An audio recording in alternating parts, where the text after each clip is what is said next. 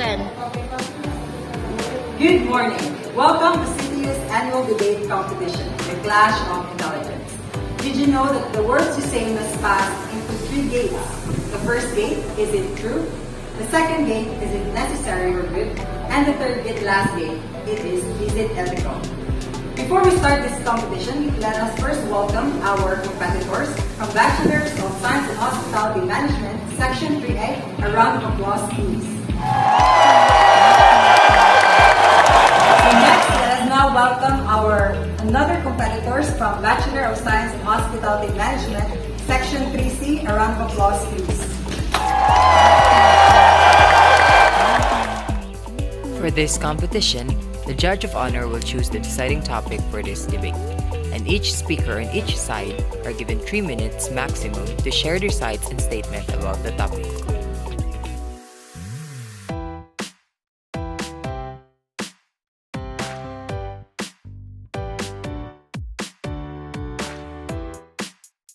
For today's agenda, the topics on the board for this debate falls under the legalization of certain issues in the society. Now, students, I want you to come to me and take from the roll paper in my hands in order to see if you are in the opposing team or in the affirmative team. So, any representatives from any of the No. Okay, and your paper. What did you get? The affirmative side. Okay, so the section 3A got the affirmative side and the section 3C got the opposing side. 2, 1, action. So before we start this competition, students, you can now take your seat. Let us welcome our judge for this competition, debate competition. Let us welcome the judge of this competition. Judge, you may now present the topic. So the topic is the legalization of abortion for rape victims. The legalization for abortion for rape victims. That is such an interesting topic, considering that it is still happening very rampant today. It's a great threat for any sexuality, especially women. So students, are you ready? Yes. Okay, let the debate begin. First speaker, you will now present your argument. So our topic is about the legalization of abortion for rape victims. So abortion is controversial. The poles of contention between prohibition and legalization or decriminalization has been a long-standing debate in the Philippines and has been a social discourse for decades. While the pundits and legislators are busy defending their standpoints on the issue, many women are suffering daily from health risks and lack of choices, which clearly violates the reproductive rights of women, considering also the trauma they get from being raped. The purpose of legalization of abortion in the Philippines to be an aid, not just decriminalize, calling for the total lifting of any bans and prohibition on the act.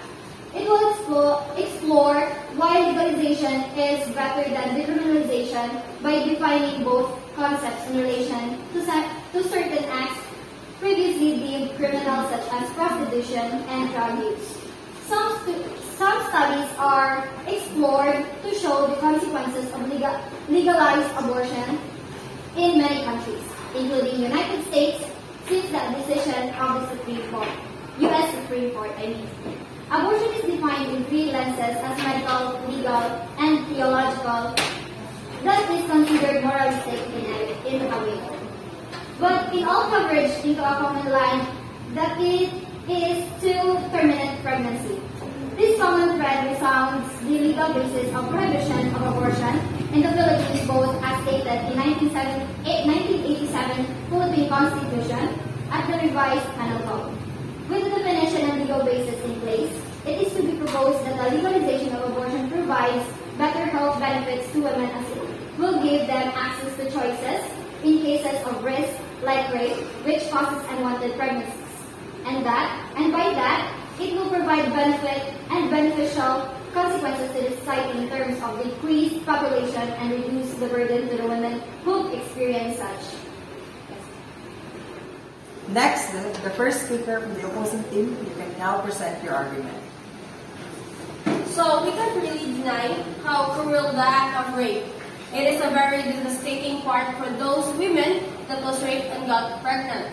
But it's still not an option to abort the baby, knowing that we can easily aid the past trauma they've experienced. It is still not an option to abort the baby, knowing that it is still not morally accepted to take a fetus life. So since life begins at conception, abortion is akin to murder as it is the act of taking human life. Abortion is in direct defiance of the commonly accepted idea of the sanctity of human life. So no civilized society permits one human to intentionally harm or take the life of another human without punishment, and abortion is no different. You said that it can help reduce population. That is not a reason to take life. Adoption is a viable alternative to abortion and accomplishes the same result. And with 1.5 million American families wanting to adopt a child, there is no such thing as an unwanted child.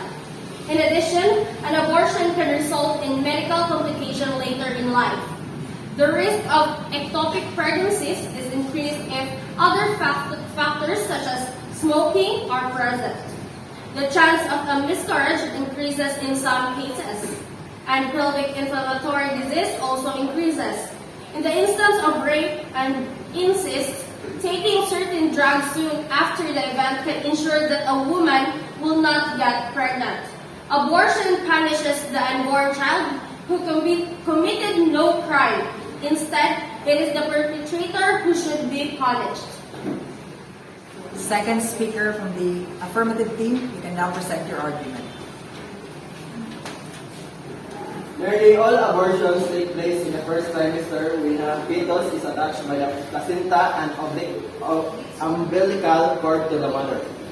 As such, its health is dependent on her health and cannot be regarded as a separate entity as it cannot exist outside her womb. The concept of personhood is different from the concept of human life. Beside the term human life occurs at conception, but fertilized eggs used for in vitro fertilization are also human lives, and those not implanted are routinely thrown away. Is this murder? And if not, then how is abortion murder? Adoption is not an alternative to abortion because it remains the woman's choice whether or not to give her child up for adoption. Statistics show that very few women who give birth choose to give up to their babies, less than 3% of unmarried women and less than 2% of teenage women. Abortion is a safe medical procedure. The vast majority of women who have an abortion do so in their first trimester. Medical abortions have a very low risk of serious complication and do not affect a woman's health or future ability to become pregnant or give birth.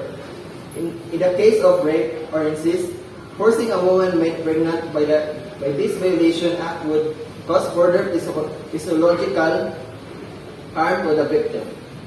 Often a woman is too afraid to speak up or is unaware she is pregnant. Thus, the morning after pill is ineffective in these situations. That's why abortion is the only alternative to escape the past trauma. Second speaker from the opposing team, you can now present your argument. Abortion should not be used as another form of option to escape the trauma of the past. Those who choose abortion are often minors or young women with insufficient life experience to understand fully what they are doing. Many have lifelong regrets afterward. The other reason is that it is hard for them to cope up in a life with a child to take care of. Abortion sometimes causes psychological pain and stress. That's why it's never an option to give up the baby. A push to legalize abortion in the Philippines is unacceptable because the country should be saving the lives, not taking them. According to CBCP News, the Pro-Life Philippines Foundation or PPFI has encountered that the in those abortion is a deliberate termination of life of an innocent human being, and therefore it is a crime. Legal abortion is not necessary to help poor women in cases pregnancies. Instead, the government should help these women that are victims of rape. So the act won't happen again for other women, they must also provide counseling of trauma physicians to help those women suffering from the past trauma. Third speaker from the affirmative team, you can now present your argument. A woman who becomes pregnant due to an act of either rape or incest is the victim of horribly violent and morally reprehensible crime. Although pregnancy as a result of either rape or incest is extremely rare, there is no getting around the fact that pregnancy does occur in some instances. Bioethicist Andrew Vargas summarizes the argument from rape and incest in the following way. It is argued that in these tragic cases, the great value of the mental health of a woman who becomes pregnant as a result of rape or incest can be best be safeguarded by abortion. It is also said that a pregnancy caused by rape or incest is the result of a grave injustice, and that the victim should not be obliged to carry the fetus to viability. This would keep reminding her for 9 months of the violence committed against her and would just increase her mental anguish.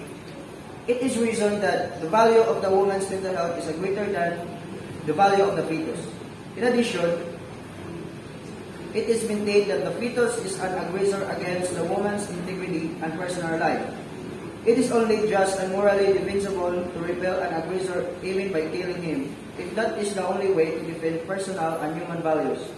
It is not concluded, then, that abortion is justified in these cases. Third speaker from the opposing team, you can now present your argument.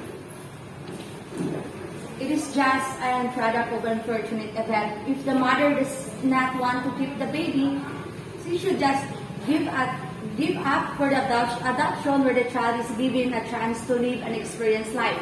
I think that abortion should not be legalized in the Philippines. In Article 11, Section 12 of 1987 Philippines Constitution, the state must protect the life of the mother and the unborn. Abortion, therefore, is unconstitutional, if ever, but unlikely. A new constitution will be drafted and will be legalized abortion in the country. This will be pave the way for the new ethical issues to arise. People then will argue that if abortion is legal, then why not legalize this or that? In the years to come, the Philippines will be a country that only values the wants and the comforts of its citizens and not the sanctity of life. Now that both sides have given their arguments, let us now give the judge a minute to choose the winner of this competition or this debate. For now, we can really say that this topic of this debate is truly an ongoing problem within our society. The cases of rape, thus creating a threat not only to women but also to other gender. Now, in this part, in the competition, the voting of the winner will now be presented by the judge.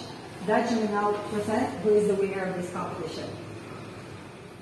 And now, the winner of the CTU's annual debate competition is the opposing team. Congratulations. That is it for our debate competition. Again, everyone, thank you for listening and for watching. And till the next competition. Goodbye.